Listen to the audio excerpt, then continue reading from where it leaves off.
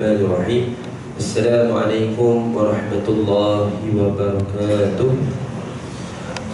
InsyaAllah kita mulakan dengan bacaan Ummul Kitab Al-Fatihah. Bismillahirrahmanirrahim.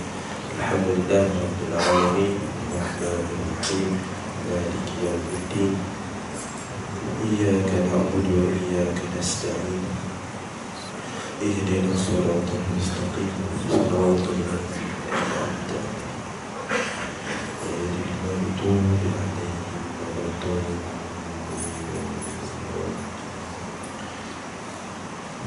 Alhamdulillahi Rabbil Alamin. Wassalatu wassalamu ala ashrafil anbiya'i wal mursalin Sayyidina Muhammadin wa ala alihi wa sahbihi ajma'in.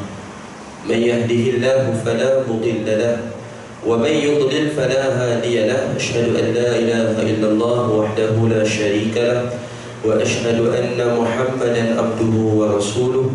Allahumma salli ala Muhammad wa ala ali Muhammad kama sallaita ala Ibrahim wa ala ali Ibrahim wa barik ala Muhammad wa ala ali Muhammad kama barakta ala Ibrahim wa ala ali Ibrahim fil alamin innaka Hamidum Majid. Allahumma aftah alaina hikmataka wa anshur alaina min khazaini rahmatika ya arhamar rahimin. Rabbi shrah lana sudurana wa yassir lana umurana wahlul 'uqdatam min alsinatina yafqahu aqwalana. Allahumma faqihna fid din wa 'allimna at-ta'wil. Allahumma arzuqna fahman nabiyyin wa hifdhal mursalin wa ilhamal malaikatil muqarrabin. Ya Fattah ya Alim, iftah qulubana futuhal 'arifin. Subhanaka la ilma lana illa ma 'allamtana innaka antal alimul hakim. La hawla wa la quwwata illa billah. Ya Allah ya Rahman ya Rahim, berikanlah kepada kami kefahaman dalam menuntut ilmu pada pagi ini ya Allah. Permudahkanlah segala urusan kami, terimalah segala amal ibadah kami. Rahmatilah kami dengan rahmat-Mu, jauhkanlah kami daripada kemurkaan-Mu. Ya Allah ya Rahman ya Rahim, berikanlah kepada kami kekuatan untuk beramal dan berpegang teguh dengan sunnah-sunnah Nabi kami Nabi Muhammad sallallahu alaihi wasallam. Rabbana atina min ladunka rahmah wa hayyi lana min amrina rasyada. Rabbana atina fid dunya hasanah wa fil akhirati hasanah wa qina azabannar. Wa sallallahu ala sayyidina Muhammadin nabiyil ummi wa ala alihi wa sahbihi wa baraka wa sallam. Alhamdulillahi rabbil alamin. Amin ya rabbal alamin. Al-Muhtaram yang saya hormati lagi saya muliakan pihak pengurusan Masjid Baitul Mahabbah, seterusnya barisan pentadbiran, barisan ahli jawatan kuasa, para staf kaki tangan, para pegawai, tuan-tuan imam, tuan-tuan bilan, para tusiap, para tok guru, alim ulama, para asatizah, tuan-tuan, puan-puan, muslimin, muslimat, hadirin hadirat, ibu-ibu, ayah-ayah jemaah MPM Masjid Baitul Mahabbah yang dirahmati Allah Azza wa Jalla sekalian. Alhamdulillah, pertama dia dah buat selamanya marilah kita menzahirkan rasa kesyukuran kehadrat Allah Azza wa Jalla. Dengan izin dan rahmatnya kita berada pada 14 Rabiul Awal 1445 Hijrah pada hari ini, yang bertepatan dengan hari putih, iaitu pertengahan bulan, yang kita sedia maklum yang mana pertengahan bulan ni adanya proses sunnah, dan bertepatan juga pada hari cuti. Jadi bila hari cuti ni kita faham macam-macam lah programnya, kan mungkin ada kendurinya, kalau tak ada kenduri pun kita nak bersantai-santai. Jadi bila kita nak berpuasa ni satu cabaran yang cukup besar lah sebenarnya. Bahkan saya sendiri tuan-tuan ada program pagi nak puasa pun tak sampai hati lah. Jadi bagi yang berkesempatan, yang mana program dia mungkin cuma disibuk dengan tidur, dia bolehlah berpuasa lah insyaAllah. Dan bagi tuan-tuan mungkin kita ada program apa-apa, maka tak apalah, yang penting kita ada niat. Kita ada niat dan kita mampu sebut puasa. Sebut puasa pun okey lah. Dan kita ingat tentang puasa sunat. Nak kulihat kalau masih yang berkesempatan esok masih ada lagi peluang untuk berpuasa sunat, maka bagi yang berkelapangan, sama-samalah kita cuba rebut peluang ini dengan kita mengamalkan sunnah Nabi SAW. Jadi tuan-tuan dan puan-puan yang dirahmati Allah, ibu-ibu ayah sekalian, jadi sebagai mukadimah kita pada pagi ini, mungkin kita sambil-sambil kita menunggu kan, mana tahu keluar terpancar kan. Sebagai mukadimah pada pagi ini, memandangkan kita dalam bulan kelahiran junjungan besar dari kita Nabi Muhammad SAW. Jadi saya kira kita dengar sikitlah perkongsian sedikit tentang kelahiran Nabi. Di mana pertama sekali tuan-tuan dan puan-puan yang dirahmati Allah, berkenaan dengan fakta kelahiran Rasulullah SAW, yang kita tahu sedia maklum, yang disepakati lah, iaitu pada hari Isnin, bulan Rabiul Awal dan tahun Gajah. Jadi tak ada orang yang boleh pertikaikan, kerana dalilnya jelas, dia straight to the point dan disepakati oleh seluruh ulama. Berkata hampir semua yang imam ini yang disepakati berdasarkan dalil yang jelas. Adapun tarikh 12 yang kita jadikan satu tarikh yang kita bagi tarikh keramat kan. Tarikh apa? Tarikh keramat ni 12 kita jadikan sampai, dan memang huruf kita kat sini pun, kat Malaysia pun dah sampai cuti. Cuma satu je kita nak ingat tuan-tuan dan puan-puan, tarikh tu dia bukanlah tarikh yang sepakat. Dia memang tarikh yang kita kata jumhur ulama sebut pada 12. Sebab itu kita berpegang pada 12. Cuma kita kena ingat satu, dia bukanlah tarikh yang disepakati. Jadi beza tuan-tuan, kalau sebut benda yang sepakat, contoh yang memang tak ada perbezaan lah kan, tentang contoh menentukan 1 Syawal, 10 Zulhijjah, yang kita sebut dua perayaan kita ni, Aidain ni, yang tu memang sepakat, tak ada apa sebarang khilaf. Tapi yang ni dia ada perbincangan. Tapi cuma kita berpegang pada 12. Jadi bila kita ditanya tentang bulan ataupun tarikh kelahiran Nabi, kita sebut kita berpegang pada 12. Bukan kita kata dengan pasti 12. Bila sebut dengan pasti 12, secara tak langsung kita dah menolak pandangan ulama yang lain. Kan kita kena sebut kita berpegang pada 12. Dia ada beza tu, walaupun nampak macam sama, tapi ada beza. Dan berapa ramai antara kita yang tahu yang 12 ni bukanlah tarikh yang sepakat. Kan selama ni kita mungkin ingat 12 dan kita anggap itulah sepakat.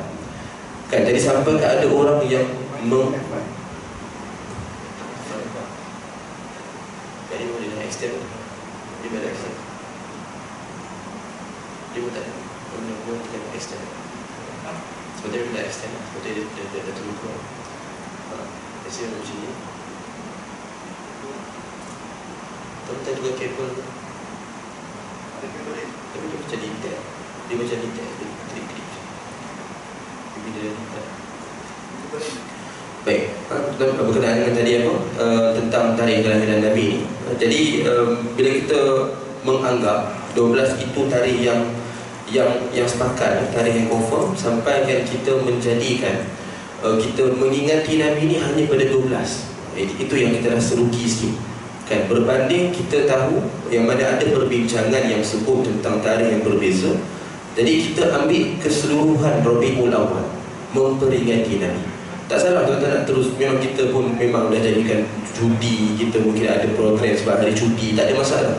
Cuma hari-hari lain macam sekarang, esok kan, kita tetap masih lagi ingat, kita tetap masih kata apa, kita meraihkan kelahiran Rasulullah SAW.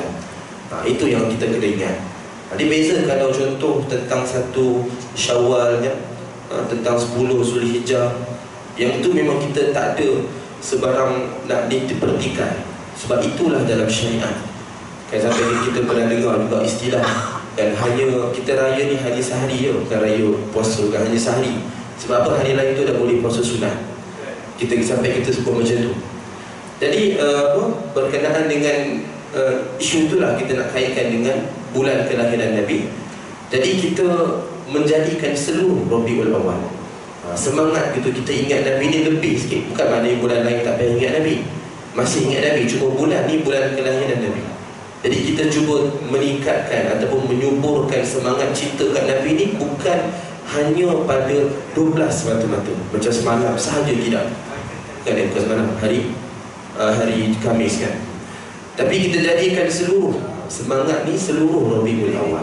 Itulah tuan-tuan, saya cuma nak sebut tentang fakta kelahiran Rasulullah SAW. Jadi itu yang pertama. Yang kedua, apakah tanda kita nak menyuburkan kecintaan kepada Nabi SAW? Kita formula yang paling mudah, kita ingatlah, tuan-tuan dan puan, kita ingat 3S. 3S. 3S ni apa? Kan, saya short sendiri kan. 3S ni adalah S yang pertama, iaitu selawat. Kita mesti dah agak dah, Ustaz saya dah agak dah macam selawat. Memang tak ada benda lain dah. Yang selawat lah kita kena perbanyakkan. Jadi bulan kelahiran Nabi ni, kita ambil kesungguhan tu, semangat tu lebih sikit, kita memperbanyakkan selawat. Dia tak ada kiraan khusus. Macam berzikir, ada kiraan yang tertentu, yang afdal kan. Macam kita buat selepas solat, macam biasa imam-imam kita buat, itu adalah yang disebut dalam hadis. Memang kita amalkan secara khusus kerana itulah sunnah. Tapi bab selawat ni tak ada kiraan yang khusus. Jadi tuan-tuan nak buat sebanyak mana buatlah kan, kita memperbanyakkan. Dan pastikan lafaz selawat dia memberikan makna yang sempurna kan. Kita sebut seperti Nabi ajarkan macam mana, Allahumma salli ala Muhammad. Ataupun nak ditukar kedudukan dari sudut bahasa Arab pun masih membawa maksud yang sama, sallallahu ala Muhammad. Ini sekurang-kurangnya. Tapi kalau yang kita dengar, bahkan saya dengar sendirilah kan, ada yang amal Allah disebut cuma Allahumma salli alaihi semata-mata. Kalau kita sebut, kenapa maksud Allahumma salli alaihi? Ya Allah, selawatlah ke atasnya. Kan, kalau kita sebut nama Nabi, contoh saya sebut Muhammad ataupun Nabi ataupun Rasulullah, saya pun jawab sallallahu alaihi wasallam. Kan, tuan-tuan puan pun jawab sallallahu alaihi wasallam. So maksudnya apa? Selawat Allah ke atasnya dan salam. Nya tu siapa? Berbalik kepada Muhammad tadi yang kita sebut nama Nabi. So itu tidak ada masalah, maksud tu jelas. Tapi kalau kita cuma amal Allahumma salli alaihi semata-mata, jadi hi tu, nya tu berbalik kepada siapa? Kan ayat tergantung Allahumma salli alaihi. Kan ya Allah selawatlah ke atasnya, dan nya siapa? Kan dia ni Allah balik. Kalau katanya ni Nabi, tak sebut nama Nabi. Pertama, ini bukanlah cara yang Nabi ajarkan. Yang kedua, dari sudut bahasa Arab pun memberikan makna yang salah. Jadi ayat ni yang tak sebut nama Nabi, terus disebut Allahumma salli alaihi, ini merupakan ayat tergantung dan boleh memberikan maksud yang salah. Dan pastinya bukan ajaran Nabi. Ini bukan disebut dalam mana-mana hadis. Kalau kita dengar dalam ayat Quran pun disebut oleh Nabi. Kan, inna Allah wa malaikatahu yusallu ala nabi. Kan, ya ayyuhalladzina amanu sallu alaihi wa sallimu taslima. Kan sebut nama Nabi. Tak ada sebarang kita nak perhatikan. Yang jadi problem bila ada yang amal Allahumma salli alaihi, tak sebut nama Nabi dan diulang ayat tu. Alasan dia pun dia nak banyakkan selawat dan dia merosakkan makna. Jadi ini bukan satu kaedah dalam Islam. Kan, siapakah yang mengajarkan istilah macam makna pun salah, dalam hadis pun tak ada. Kan, alasan kita nak banyakkan selawat. Tetapi adakah patut kita nak memperbanyakkan ibadah? Jangan dengar. Kita memperbanyakkan ibadah dan kita merosakkan kaedah. Dan baca orang baca Quran, dia kata nak baca banyak bulan Ramadan, akhirnya dibaca laju tunggang langgang tak ikut tajwid. Kan, adakah itu yang kita nak? Kan, sedangkan kita tahu membaca Quran dengan tajwid adalah wajib. Secara bertajwid mesti wajib. Itu bukan satu tiket. Kita nak baca banyak, kita melanggar hukum tajwid. Melanggar, bukan kita baca laju yang hadar tu. Macam orang hafal Quran, dibaca secara hadar. Itu tak ada masalah. Kan ada 3 cara bacaan ya. Tartil, tajwid dan hadar. Tartil ni paling sempurna, paling perlahan. Tajwid ni pertengahan.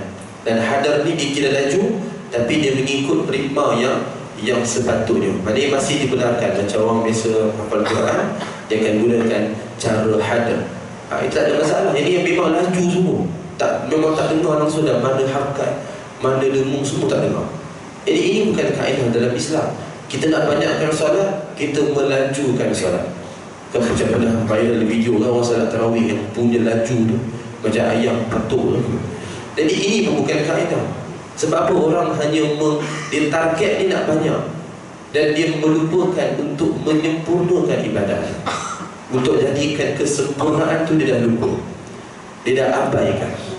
Sebab itu tuan-tuan, kita kena ingat benda ni bukan sesuatu yang remeh, tapi kita risau kita hanya syok sendiri dalam beribadah dan kita tidak menjaga kesempurnaan dalam beribadah. Maka tuan-tuan, ayat tadi tu Allahumma sholli alaihi tu tak payah amal, ambillah benda yang jelas. Nabi dah ajarkan. Kenapa kita nak rumit benda yang senang? Kan Nabi dah ajar jelas, bukan tak ajar. Tapi kita yang tak belajar dan lama-lama jadi kurang diajar. Kan kuranglah kita diajar ni. Itu biar-biar sama-sama kita amalkan benda yang jelas. Satu lagi yang tadi viral baru-baru ni, satu lagi dari viral baru-baru ni, iaitu bila ada satu lagu kan, Malam Masih Muda. Bukan nak nyanyi lah kat sini, cuma nak sebut je. Malam Masih Muda ni yang ditukarkan lirik, yang disebutkan apa, Sallu ala Nabi ya Habibil Mustafa. Kan? Ada yang ambil ayat Sallu ala Nabi, dia ulang jadikan selawat.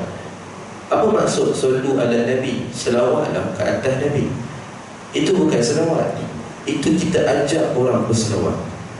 Kan? Dia kalau selawat mesti tadi tu yang Nabi dah ajar benda jelas, yang pendek. Yang paling pendek lagi senang, Allahumma sholli ala Muhammad. Yang kita doa amal dalam solat seringkas-ringkas ni, itulah selawat. Jadi mesti ada Allah selawat ke atas Muhammad. Jadi bila sebut sallu ala Nabi saja, itu bukan selawat. Kan? Itu kita ajak orang berselawat. Jadi kalau kita dengar contohlah kat sini kan, bukan tuan-tuan lah, orang lain lah kan, dia duduk berselawat sungguh-sungguh, dia baca apa? Sallu ala Nabi, sallu ala Nabi. Kan? Selawatlah atas Nabi, selawatlah atas Nabi. Tuan-tuan pergi kat depan muka dia, cakap dengan dia, engkau lah selawat dulu. Engkau dah ajak orang selawat, engkau pun tak selawat. Kan? Kita nak ajak ni satu sekali sebut dah lah kan, sallu ala Nabi. Okey dah lah. Jadi dia ulang. Sebab apa? Dia tidak memahami maksud, dan dia, kita panggil syok sendiri dalam beribadah. Sebab itu tuan-tuan, penting kita beramal atas dasar ilmu. Jangan kita amal ni ikut trend, ikut yang viral. Ni kalau budak sekarang lah, dia tak tahu sangat apa betul-betul kan, dia terus amal ikut trend je. Apa yang jadi trend, dia pun join sekali. Apa yang viral, dia pun buat sekali. Sampai dia tak fikirkan betul-betul ni salah ke, betul ke. Dia tak tahu apa maksud. Yang tahu dia nak join. Itu satu penyakit budak zaman sekarang lah, yang saya sendiri perhatikan. Bila mengajar sekolah ni, kita nampak yang mereka ni kan budak pandai ke biasa ke sama je. Dia ikut juga trend tu. Tapi tak ramai betul-betul fikir salah ke betul, tak ramai. Dia nak ikut trend, dia nak sama-sama masuk dalam trend. Jadi satu penyakit kita ni akhir zaman kan. Sebab apa? Nak dapat populariti, nak masyhur. Orang kata nak jadi FYP kan, pada TikTok lah. Jadi itulah tuan-tuan, itu satu benda kita kena ingat. Dan kita tinggalkan jugalah ayat tu, tak perlu kita amal berulang-ulang. Dia bukan selawat. Dia sekadar sebut ke orang sallu ala Nabi, tak apalah, tak ada masalah. Tapi dia bukan selawat. Kita jadikan ia sebagai selawat. Itu bukan selawat. Selawat itu seperti Nabi dah ajarkan, yang paling mudah sallallahu ala Muhammad ataupun Allahumma salli ala Muhammad. Baik, itu S yang pertama, iaitu tentang selawat. Yang kedua, iaitu sirah, mempelajari kehidupan Nabi sallallahu alaihi wasallam. Tuan-tuan dan puan dirahmati Allah, kalau kita belajar kitab yang khusus, itu lebih baiklah. Kita belajar detail tentang Nabi itu lebih baik, itu lebih bagus, lebih afdal. Kita kenal Nabi dengan detail. Tapi kalau kita katalah nak ajarkan kepada anak cucu, kita pula bawa kitab yang tebal, Sirah Nabawiyah, suruh dibaca, memang lari kita buka lah dia kan. Sebab apa? Bagi buku yang nipis pun dia minta lagi nipis. Macam saya kan, saya mengajar sekolah agama, kita ada UPKK, UPSAD kan, kita buat modul, kita buat teknik menjawab yang dah ringkas semua, dia minta lagi ringkas. Tapi macam tu kan. Kalau kita bawa yang kitab tebal-tebal lagi dah dia tak pandang. Itu mindset mereka yang biasa lah kan. Jadi tuan-tuan belilah, kalau boleh belilah apa-apa kitab yang macam buku cerita yang ringkas, yang mudah difahami, untuk dikenal Nabi lebih. Kan macam contoh, tuan-tuan boleh cari dalam Shopee Saya kalau boleh nak tunjuk gambar tu. Cari dalam Shopee, penerbit dia Darul Mughni. Penerbit dia Darul Mughni. Judul dia 366 Kisah Rasulku Muhammad. 366 Kisah Rasulku Muhammad. Ini antara buku yang saya sangat syorkan, sebab dia bukan sekadar cerita kosong. Dia diberikan sumber yang disemak. Yang memang saya dah beli sini, saya dah tengok, memang bagus lah. Antara banyak-banyak buku, yang ni yang saya boleh syorkan sangat. 366 Kisah Rasulku Muhammad. Saya nak tunjuk tapi dia tak keluar. Kita ada rezeki lah untuk hari ni ya. Jadi boleh cari dalam Shopee lah. Harga pun tak mahal, dalam RM33 macam tu. Memang saya beli, saya jadikan bahan bacaan untuk anak-anak saya. Bukan anak sendiri lah, isteri pun tak ada, mana datang anak murid lah, tahun 2. Saya buat jadikan bahan bacaan, saya jadikan satu cerita, saya lakonkan depan mereka. Depan budak-budak boleh lah berlakon-lakon sikit. Depan doktor kena jadi baik sikit kena jaga sikit kan. Jadi itulah kata. Jadi nak kata apa, bila anak-anak tu kan, dia dengar cerita macam ni, dia lebih seronok, lebih minat, dia lebih tahu tentang Nabi. Kita yang baca, kita pun dapat tahu banyak dari kisah yang kita tak pernah dengar. Jadi ini saya kira satu inisiatif sangat bagus, bukan untuk anak-anak ataupun cucu sahaja, kita pun dapat. Kalau kita cerita dengan mereka, kita pun dapat, mereka pun dapat. Itulah antara. Tapi nak sebut ikut kaedah masing-masing, tuan-tuan dan puan-puan, ikutlah apa yang patut. Cuma pastikan kita nak betul-betul menyuburkan kecintaan kepada Nabi. Dengan berselawat sahaja tak cukup lagi tuan-tuan dan puan-puan. Kena kenal Nabi, kita hayati sirah Nabi, ambil iktibar daripada apa yang Nabi lalui dalam kehidupan Nabi. Kan kita semakin kita banyakkan membaca, kan sikit demi sikit kisah yang sahih dan kisah yang palsu. Kisah yang sahih yang ada sumber, so kita ambil, kita belajar, kita ambil apa iktibar daripada situ. So itu S yang kedua. Dan S yang ketiga, iaitulah tentang sunnah Nabi SAW yang kita nak dengar pada pagi ini. Kita sambung pada sunnah yang terakhir kita bincangkan. Jadi ada 3 F ni tuan-tuan dan puan-puan. Pastikan 3 ni kita amal. Mudah-mudahan kita dapat S yang keempat. Apa S yang keempat? Yang pasti bukan Spiderman 4. Sebab Spiderman 4 memang tak ada. Yang apa? S yang keempat iaitu syafaat Nabi SAW. Mudah-mudahan. Jadi ada 3 tuan-tuan, ambil 3. Jangan kata ustaz saya nak ambil 1 je, saya nak pilih 1 je ustaz. Sebab apa nak pilih 1 kan? Saya setia pada 1. Yang tu lain. Yang ni ambil 3 sekali. Sebab orang yang berselawat je, dia tak amalkan sunnah, dia tak belajar sirah, dia tak kenal Nabi lagi. Kan orang yang belajar sirah, kenal, ingat fakta tentang Nabi, tapi dia tak berselawat, dia tidak amalkan sunnah, pun tak komplit. Sebab sirah ni sejarah kehidupan, sunnah ni satu gaya kehidupan kita nak buat. Kan beza kan, kita nak ambil iktibar. Orang yang sekadar diamalkan sunnah, dia ikut lifestyle, dia ikut sunnah lah sebanyak-banyak yang mungkin, tapi dia tak kenal pun Nabi, tak belajar sirah, dia tidak pun amalkan selawat, pun tak cukup. Jadi 3 ni lah paling asas. Sekurang-kurangnya kita ambil, kita jadikan satu amalan. Mudah-mudahan kita dapat syafaat Nabi SAW. Kita akan sambung pada sunnah yang kita dah berhenti pada pertemuan lepas, iaitu sunnah yang ke-29. Cuma tuan-tuan kena kuatkan iman sikit lah. Sebab kita nak pasang ni nampak sikit kan, seronok sikit. Kalau tak nampak ni, boleh tengok muka saya kan sampai habis. Jadi kuatkan iman sikit, insya-Allah. Mudah-mudahan kita dapat bertahan sampai habis, insya-Allah.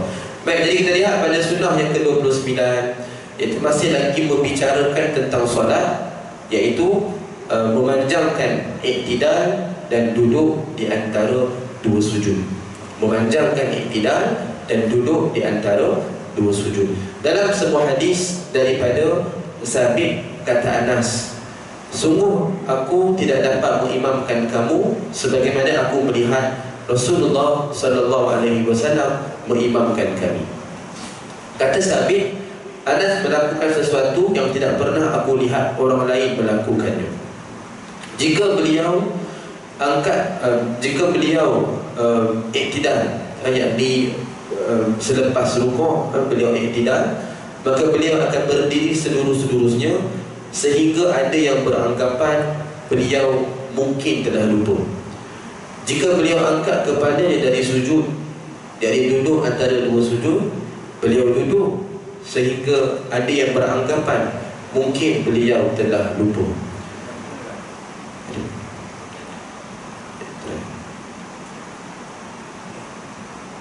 Baik. Jadi ini adalah hadis yang sahih riwayat Al-Bukhari nombor 821. Baiklah. Dalam hadis ini kita boleh dengar apa dia? Tentang dua perkara. Tentang dua perkara, iaitu dua rukun. Iaitu yang pertama i'tidal, dan yang kedua adalah duduk antara dua sujud. Hari ini banyak iklan. Jadi i'tidal dan duduk antara dua sujud. Jadi pertama sekali perkaraan i'tidal. Kita dah bincang pada pertemuan yang lepas, di mana ada beberapa bacaan yang boleh kita amal. Kalau seringkasnya kita belajar dalam waktu dulu-dulu yang fardu ain yang asas tu, kita cuma akan belajar yang pendek lah, Sami Allahu liman hamidah, Rabbana lakal hamd. Rabbana lakal hamd ni pun ada 4 versi, pun 4 boleh amal. Tak perlu kita nak gaduh ke apa, tak perlu, sebab 4 dalam hadis disebutkan. Rabbana lakal hamd, Rabbana wa lakal hamd, Allahumma Rabbana lakal hamd, Allahumma Rabbana wa lakal hamd. Tapi ini cuma yang asas. Yang ini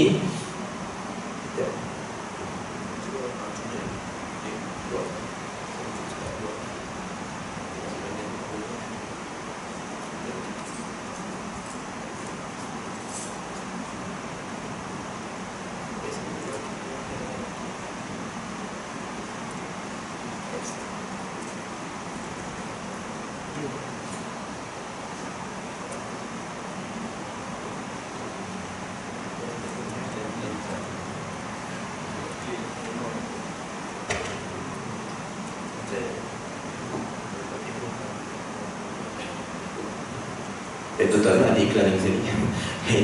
Jadi apa tadi? Tentang bacaan ini tidak. Baik, bacaan ini tidak ni, di mana tadi yang kita sebut ringkas tu, kita belajar pada asas. Jadi kita tuan-tuan, kita dalam kehidupan, adakah kita nak sekadar yang asas sampailah habis? Kan, cuba kita bayangkan untuk kehidupan dunia. Adakah kita masih hidup pakai kereta yang 80-90-an? Tak ada, kita mesti upgrade kan? Jadi kalau dunia kita nak upgrade, untuk agama lagi kita kena upgrade, lagi kena ada peningkatan kan? Sebab ada yang pertikai, adalah yang baru-baru juga berlaku, dia pertikai kan? Lebih kurang lah ayat dia kata apa? Kenapa usaha nak ajar benda-benda yang ni akan memeningkan masyarakat? Ajar tentang sunnah ni kata memeningkan masyarakat. Tapi tu nak ajar apa? Ajar yang basic, ajar yang asas. Jadi saya fikir, sampai bila kita nak berpegang hanya pada asas? Bab agama fikir pasal asas je. Habis tu bila kita nak upgrade? Bab dunia kita upgrade macam-macam. Kita tuan-tuan tak pernah pegang handphone yang touch screen, tak pernah kita fikir pun. Hari ni macam-macam teknologi kan, itu semua kita boleh upgrade. Sampai bab agama cerita pasal asas. Kan terbalik sepatutnya. Agama lagi kita kena tahu macam-macam. Bab dunia sekadar apa yang ada sudah, tapi terbalik sampai dipertikai. Baru lagi isu ni jadi, saya pun jadi macam hairan. Yang cakap tu bukan orang awam, imam, bukan sini lah, tempat lain lah. Imam jadi dipertikai. Jadi saya rasa hairan sangat kan, sebab apa benda ni kita kena fikir secara menyeluruh. Kita buat perbandingan kan, dunia kita boleh upgrade macam-macam, tapi akhirat tak nak kita upgrade. Ilmu untuk akhirat tak nak kita upgrade. Untuk akademik kita belajar macam-macam, belajar fisik, kimia, bio, semua untuk apa? Untuk dunia. Tapi bab agama je cukuplah asas, nanti pening pada kan. Padahal kita cerita benda sikit-sikit, upgrade sedikit pun tak nak terima.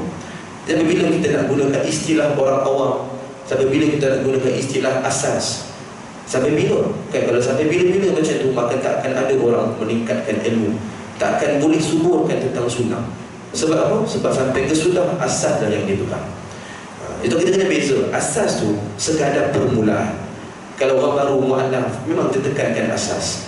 Orang yang kanak-kanak, dia baru nak belajar tentang agama, memang basic dulu, yang wajib-wajib kan, yang sunat tu tambah sikit-sikit, macam tu lah. So dah peringkat yang lebih tinggi, dah semakin matang, dah biasa dengan amalan agama. Masa tu Tibalah masa untuk diimprovekan diri dia. Sikit-sikit tak payah terlalu memaksa pun. Sikit-sikit yang penting ada peningkatan. Macam itulah dalam bab yang saya sebut tuan-tuan. Iktidal. Asas tu betul. Rabbana lakal hamd yang pendek tu. Tapi kita tambah sikit. Maksudnya tambah ni bukanlah benda baru.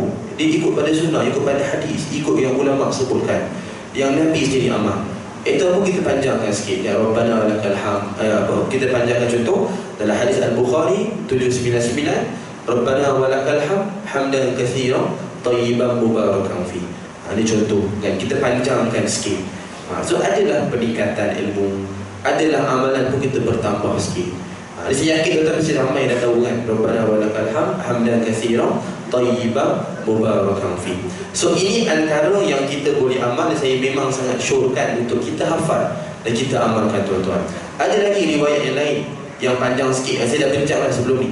At-Tirmizi 3422. Saya sebut tuan-tuan boleh catat lah, boleh take note, nanti boleh tengok dalam Google pun ada dia punya rujukan hadis. Bukan tuan-tuan saya kata nak belajar dengan Google, jangan salah faham. Kita nak tengok rujukan sahaja. Rujukan kita boleh search sendiri. Sebab nak beli kitab kita pun kita tak mampu. Kan saya sendiri sebagai student pun kita cuma gunakan apps Maktabah Syamilah. Itu yang lebih menyeluruh, banyak kitab kita boleh rujuk.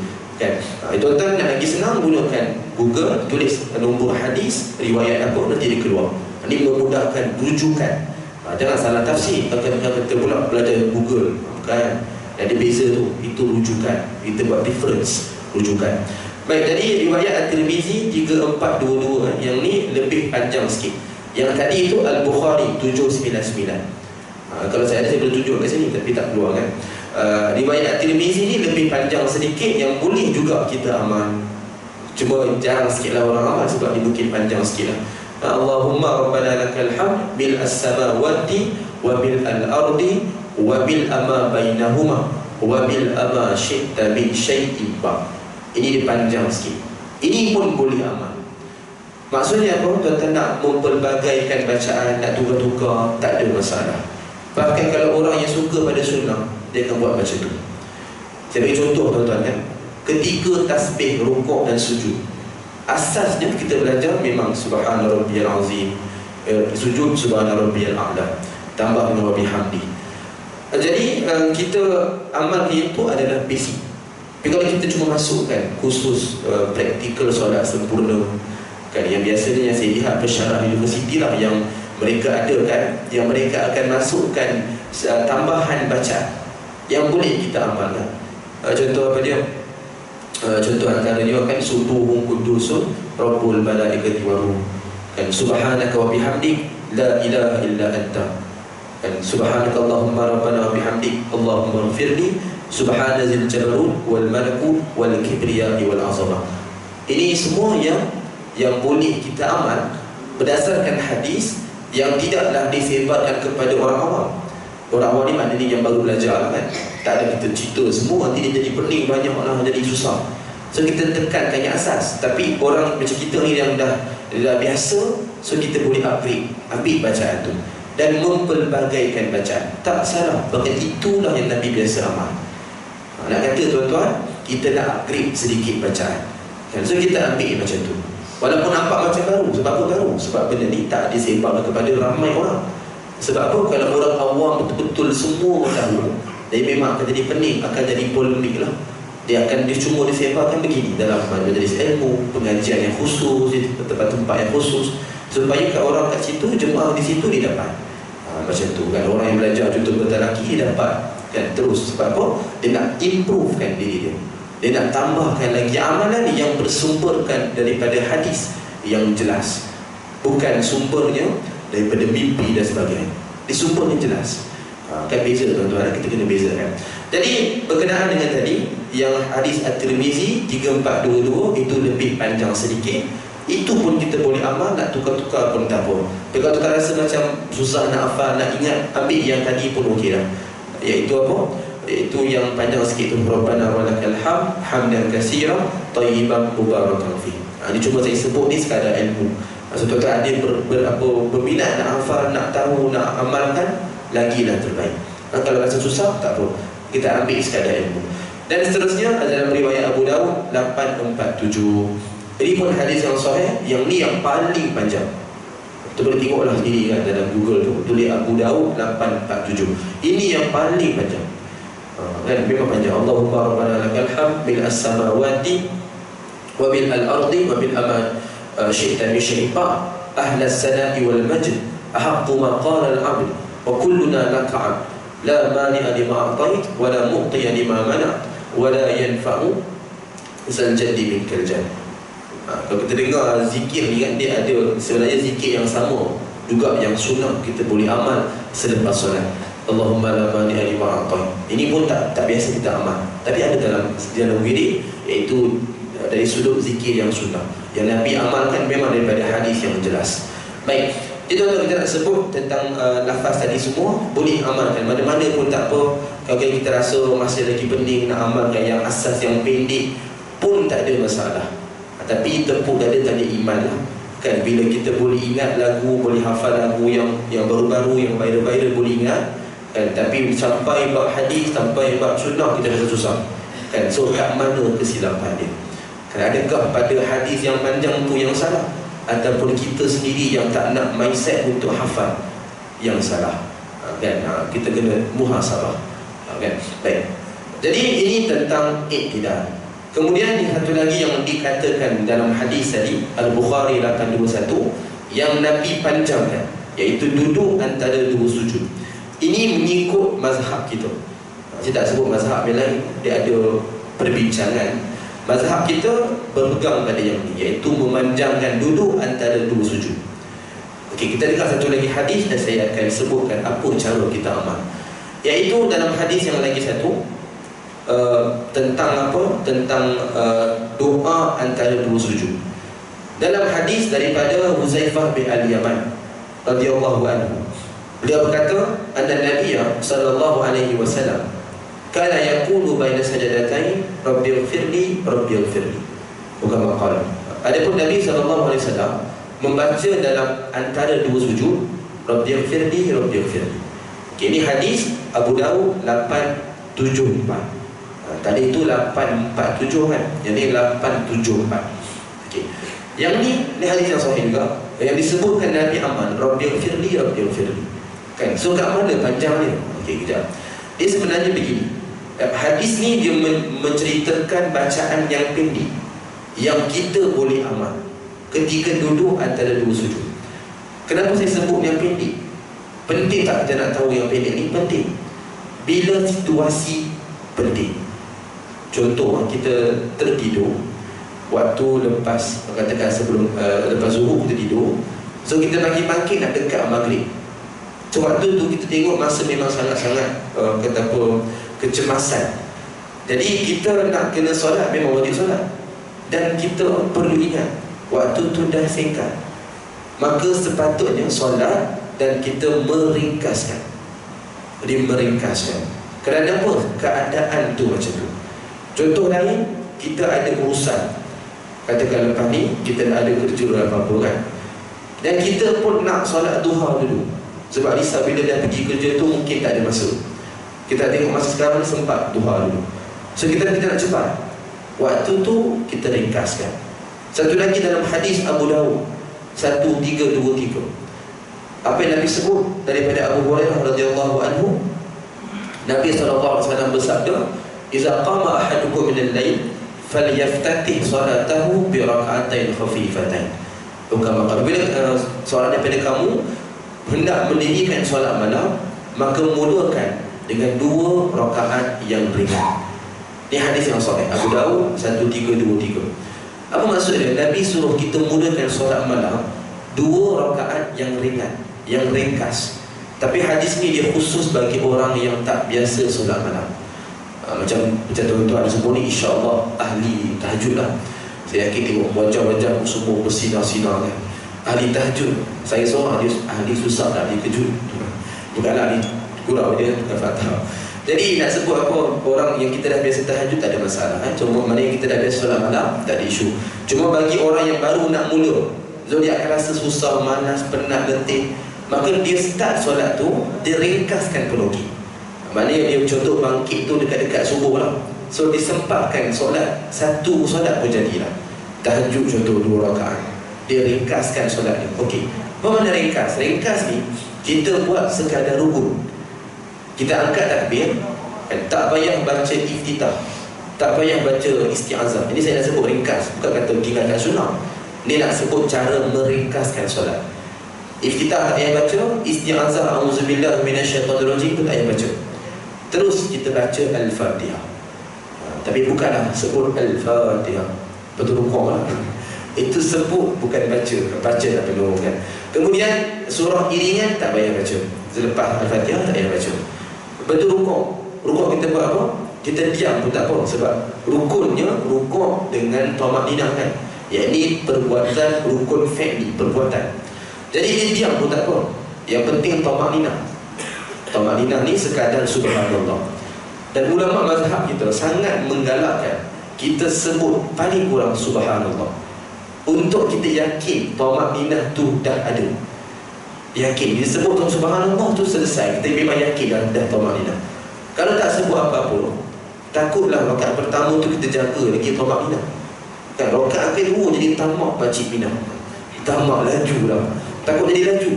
Jadi tamakninah ni tak ada, menyebabkan solat kita ikut mazhab kita dah kira tak sah kan. Jadi sebab itu sebutlah subhanallah. I'tidal sami'allahu liman hamidah. Sujud subhanallah, duduk antara dua sujud. Daripada sebut subhanallah, ini ketika nak meringkaskan solat, daripada sebut subhanallah tasbih, lebih baik sebut yang tadi saya sebut tu, Rabbighfirli, Rabbighfirli, diulang 2 kali. Ini yang kita nak maksudkan. Kalau nak ringkaskan solat, duduk antara 2 sujud, sebut kata Rabbighfirli, Rabbighfirli. Ataupun kata Ustaz dah nak ringkas lagi Ustaz, bacalah Rabbighfirli sekali pun okey. Maksud dia tak salah sampai maksud, Tuhan ampunilah aku. Cuma Nabi amal 2 kali lah. Kita kalau nak ringkas sebut Rabbighfirli pun tak jadi isu. Ustaz nak diskaun lagi Ustaz, tak payah solat lah senang. Sebab apa, kalau nak yang tu pun tak berkira juga kan. Rabbighfirli pun berkira tu payah semua lah kan. Dia minta pergi mana-mana minta diskaun, cuba pergi McDonald minta diskaun lah, tak minta kan. Biar kita berfikir lah kan, biar kita muhasabah. Contoh je lah saya buat tuan-tuan. Jadi kita amalkan, saya diam pun tak apa lah. Cuma nak yakin tu sebut dalam Rabbighfirli, Rabbighfirli 2 kali ataupun sekali pun okey. Kemudian 7 kali subhanallah. Rakaat 2 pun sama macam tu. Tahiyat akhir kita baca sampai mana? Selawat kan, Allahumma salli ala Muhammad, itu pun cukup. Selawat ke atas keluarga Nabi sunat abad, wa ala ali Muhammad, itu pendek je kan, itu sunat abad, maknanya amalkan je dalam Islam. Tapi dari sudut ilmiah dia, sampai selawat atas Nabi cukup. Selawat Ibrahimiyah tak payah baca, itu sunat hayat. Ini makna meringkaskan solat. Dan tuan-tuan buat bila? Ikut situasi. Contoh datang masjid, tengok jam lagi 2 minit nak iqamat, bukan 2 minit nak syuruk, 2 minit nak iqamat, 2 minit nak apa, nak iqamat. So kita nak solat apa? Solat sunat subuh ke solat tahiyatul masjid kan? Kita pun turun balik apa, kita pun fikirkan dalam dilema kita nak solat tahiyatul masjid ke nak solat sunat subuh. Okay, kita pun tengok jam pun tengok kita pun tengok jam tengok kita. Lama-lama masa pun dah habis, selesai masalah kan. Contohlah kita nak fikir, jadi nak solat apa, kita pilih solat sunat subuh kan, itu lagi penting, itu lagi afdal, lagi aula waktu tu. So solatlah sunat subuh, tapi 2 minit. Dia kalau solat macam biasa, takut jadi lambat lah, kita biasakan pelan-pelan kan. So kita waktu tu kita kena pandai, ambil kaedah meringkaskan solat. Daripada tak solat langsung, baik solat tapi ringkas, bukan laju, diringkas. Ini cara yang sunnah, cuma amalkan ikut keadaan. Jangan kata-kata, oh ustaz ni sunnah ustaz, betul nak buat apa? Lepas ni solat semua solat cara macam ni je lah. Seronok pun cara macam ni je kan. Memang seronok, tapi kita ingatlah, kita nak sempurnakan ikut sunnah yang lebih afdal. Cuma ringkas ni ikut pada keadaan. Dan tuan-tuan jangan cerita kaedah ni kepada anak cucu, sangat bahaya. Kalau cerita dia amalkan macam ni lah setiap waktu nanti kan. Sebab tu kita kata dia ada tahap. Benda ni kalau cerita pada anak cucu tak sesuai, dia akan ambil macam ni kan. So biar dia amal yang dia duk fikir, biarlah dia duk fikir iftitah tu wajib ke walaupun salah, tapi biar dia amalkan sungguh-sungguh dulu. Dia sampai satu tahap, mungkin dia dah matang, dia dah biasa beramal. So mungkin waktu tu kita boleh ceritakan. Supaya apa? Waktu yang akan datang dia mungkin jadi sibuk, dia mungkin ada urusan, so dia boleh praktikkan kaedah meringkaskan solat. Itu kita sebut dia ada peringkat-peringkat dia. Dia tak boleh semua kita nak sumbat dekat anak cucu kan. Tak boleh. Dia bukan mesin kita nak sumbat dekat dia kan. Dia adalah manusia. Jadi macam itulah tuan-tuan, kita kena fahamkan kaedah. Okey, baik, itu meringkaskan solat. Kita buatlah waktu yang sesuai, yang diperlukan. Jadi ketika kita nak solat macam biasa, duduk antara dua sujud, kita dah sebut tadi, dia adalah dipanjangkan. So nak panjang ni buat apa? Bacaan dia sama. Kita amalkan yang biasa tu, yang ulama susulkan, Rabbi firli warhamni wajburni warfa'ni warzuqni wahdini wa'afini wa'fu anni. Teruskan amal yang sama. Memang itulah bacaan yang sunnah yang telah disusul, cuma dibaca dengan lebih perlahan. Bukan perlahankan suara tu, perlahankan kelajuan. Baca sambil kita hayati maksud Rabbi firli warhamni wajburni. Dia memanjangkan sedikit duduk antara dua sujud. Ini nak mencapaikan kesempurnaan mengikut acuan sunnah Nabi SAW. Ini lebih afdal berbanding kita baca laju-laju. Kita baca Rabbi firli warhamni wajburni warfa'ni. Tapi ada orang buat rap dia macam tu sekali. So bacalah pelan-pelan sikit ya, Rabbi firli warhamni. Kalau boleh hayati maksud Tuhan ampunilah aku, sayangilah aku, tutuplah aibku, berikan rezeki kepadaku, berikan hidayah kepadaku, kan apa lagi, wa'afini kan, kesembuhan kesihatan kepadaku, dan maafkan aku. Kita sebut macam ni perlahan-lahan. So ini akan melambatkan sedikit duduk antara dua sujud. Ini adalah sunnah. Jadi kalau kita ikut imam, follow dia. Imam kalau buat, dia buat. Kalau tak buat, kita pun tak buat. Follow lah ikut imam kan. Tapi kalau solat bersendirian, tuan-tuan amanlah sungguh-sungguh. Tak ada orang pun nak halang. Kan ni time nak ikut imam tu lah, dia sujud lama-lama. Kan? Ni kadang-kadang masih lagi berlaku tuan-tuan. Kadang kita merasa hairan. Kan dia macam dia terpaling sunnah. Dia terpaling sujud lama, nak doa banyak-banyak. Kan padahal nak kata kita ikut imam itu lebih penting. Kan nak doa tu doa waktu bila? Boleh. Lepas tu nak solat sunat dalam sujud, doa lah sungguh-sungguh. Doa daripada pagi sampai malam pun tak apa. Kalau sanggup lah. Kan? Memang tak ada masalah. Tapi time ikut imam tu lah dia nak panjangkan. Ada yang panjang tu lagi merana. Imam dah duduk tahiyat, nak bagi salam dah, baru dia duduk tahiyat. Ikut pada mazhab kita, benda tu dah membatalkan solat tuan-tuan. Melebihi 2 rukun. Kan duduk tahiyat 1 rukun, membaca tahiyat 2 rukun, dah rukun yang kedua. Imam sebelum baca selawat, kita kena duduk tahiyat akhir lah. Sepatutnya. Dan masa sujud, kita rukun, yang perbuatan. Sujud ni perbuatan yang rukun. Bacaan tu sunat. Contoh imam tu laju pun, kita tak perlu baca pun tak apa. Terus tahiyat akhir kan. Sepatutnya macam tu. Tapi ada orang di time tu lah dia nak doa. Dia doa panjang-panjang sampai imam dah duduk tahiyat. Kan imam dah nak habis bacaan tahiyat. Dia bukan benda yang remeh, sebab dia membatalkan solat. Kita kena ambil benda ni. Kalau kita nampak, contohlah kat kawasan kita pergi mana-mana, masjid kita ke mana-mana lah, nampak ada orang macam ni, kalau boleh kita ceritakanlah kepada dia. Kita anggaplah dia tak tahu, ataupun dia terlebih tahu. So kita ceritakan pada dia, tegurlah, dan kita buat tak tahu kan. Sebab dia tak tahu, kita kena beritahu. Kita cuba terangkan. Kalau dia nak terima, alhamdulillah. Kalau dia membalas, dia marah, kita maki contoh, marah sama kita, innalillah kan, sekolah salama je lah balik je kan. Macam ni kita dah bagi tahu, dia tak nak dengar kan. So terpulang pada dia, ataupun kita bagi tahu lah, cik tak hati sangat dengan saya ke, jom jumpa kat luar. Cik tak hati saja, jom jumpalah dengan ustaz-ustaz yang lebih, yang dipercayai, tanyalah kan, supaya dia tahu benda tu salah. Ni kita kata jangan shock sendiri bila beribadat. Ya, orang anggap dia nak doa banyak, dia time sujud sampai tinggalkan imam kan. Jadi dia anggap dia lah nak betul-betul amalkan doa yang mustajab macam tu. Dia shock sendiri lah kan. Tapi dia dah lupa, ataupun dia tak perasan, ikut imam tu lagi penting kan. Dan benda ni bukan isu remeh, sebab dia boleh membatalkan solat. Kan? Kecuali kalau dia sujud lama sangat kan, tengok tolak-tolak dah mati, tak apalah, itu kita faham.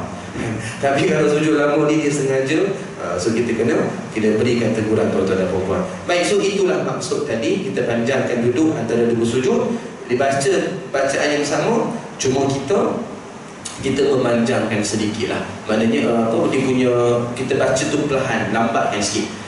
Baca lambat dan sambil kita menghayati maksud. Itu akan memanjangkan sedikit duduk antara dua sujud. Baik, dan antara untuk pagi ni saya akan itu dulu. Kita dengar sekadar perkongsian itu dulu. InsyaAllah kita akan sambung nanti pada pertemuan akan datang. Kita masuk sunnah yang ke-31. Apa tajuk dia? Iaitu meludah ke arah kiri sebanyak 3 kali ketika diganggu oleh syaitan dalam mendirikan solat. Apakah sunnah dia tuan-tuan? Jangan amalkan lagi ya. Tak bincang lagi tu. Kalau tak dengar saya kata meludah depan ni, kerja datang masjid dia ludah tu. Ada yang lebih hebat ludah dia tui terus. Contohlah. So jangan macam tu, jangan dengar tajuk terus kita buat sunnah ni. Saya cuma nak bagi suspek je lah ya. So bagi yang dah tahu tu tak apa, tak ada masalah, boleh amal. Bagi yang belum tahu, jangan buat-buat tahu lah kan. Ambil tahu dulu, kita akan dengar perkongsian itu dan baru kita amal. Yang pasti bukan tu itu bukan. Kalau macam tu tak nanya lah siap kita. Hari-hari nak kena kutip ke hak orang kan. Hari ni warna putih, esok warna kuning, warna hijau dia. Sama warna kapet tak dapat beza lah. Jadi bahaya tuan-tuan, biar kita amal ni atas dasar ilmu. InsyaAllah kita bertemu pada akan datang, kita bincangkan lagi sunnah-sunnah Nabi. Mudah-mudahan kita ada mindset, kita ada satu pendirian, kita nak belajar sungguh-sungguh kan, kita nak tahu kenal Nabi dari sudut sunnah Nabi, dan kita nak upgrade kehidupan. Jangan kita pandang negatif, jangan kita anggap susah lah, kita anggap cukup lah sekadar yang asas. Kalau macam tu memang takkan kita mampu nak upgrade kehidupan. Dan kalau kita fikir macam tu, tuan-tuan buat perbandingan. Kan buat perbandingan, untuk dunia kita boleh buat macam-macam, jadi untuk akhirat lagi kena macam-macam, lagi kena berkorban. Kan sebab dunia tak ada orang yang ketinggalan zaman. Kan paling-paling tuan-tuan mesti dah ada dah handphone touchscreen, dah ikut perkembangan zaman. Kat mana ada orang pakai lagi handphone Nokia yang batu, yang balik orang boleh mati tu. Tak pakai dah sekarang, tak nampak dah kelipat tu. Sebab apa? Kita ikut perkembangan semasa. Mari kita upgrade kehidupan. So dunia kita boleh upgrade, walaupun kita tak suka, tak pandai pun kita boleh upgrade. Tapi tu kalau untuk akhirat lagi dah kena ada mindset. Kita nak upgrade, nak sungguh-sungguh kita meningkatkan. Jangan anggap sebagai beban. Jangan anggap mengelirukan, tak. Kita nak meningkat, nak bertambah dan menambahkan ilmu seiring dengan amalan, seiring dengan usia kita yang semakin bertambah. Tapi ambillah yang mudah-mudah kan? Kita start pelan-pelan. Yang penting ada. Jangan tak ada, jangan bagi alasan. Susah lah, penat dengan. Kan kadang-kadang apa, langsung tak menunjukkan kesungguhan kita nak melakukan perubahan lillahi ta'ala. Maka mudah-mudahan Allah pilih kita semua dalam kalangan hamba-Nya yang bertakwa, yang bersungguh-sungguh melakukan perubahan kerana Allah. Dan mudah-mudahan kita dapatlah hidayah dan juga taufik daripada Allah dan digolongkan dalam kalangan orang-orang yang berjaya dunia akhirat insya-Allah. Amin amin amin ya rabbal alamin. Wallahu taala a'lam wa ilmuhu wa atam. A'udzubillahi as-sami'il 'alim minasyaitonir rajim. Bismillahirrahmanirrahim. Alhamdulillahi rabbil alamin wassalatu wassalamu ala asyrafil anbiya'i wal mursalin sayyidina Muhammadin wa ala alihi wa sahbihi ajma'in. Allahumma inna nastawdi'uka ma 'allamtana farduhu ilayna inda hajatina ilayhi wa la tusinahu ya Allah ya rabbal alamin. Rabbana atina fid dunya hasanah fil akhirati hasanatan wa qina adzaban nar. Sallallahu ala sayyidina Muhammadin nabiyil ummi wa ala alihi wa sahbihi wa baraka wa sallam. Alhamdulillahi rabbil alamin. Aqulu qawli hadha wa nastaghfirullahal azim.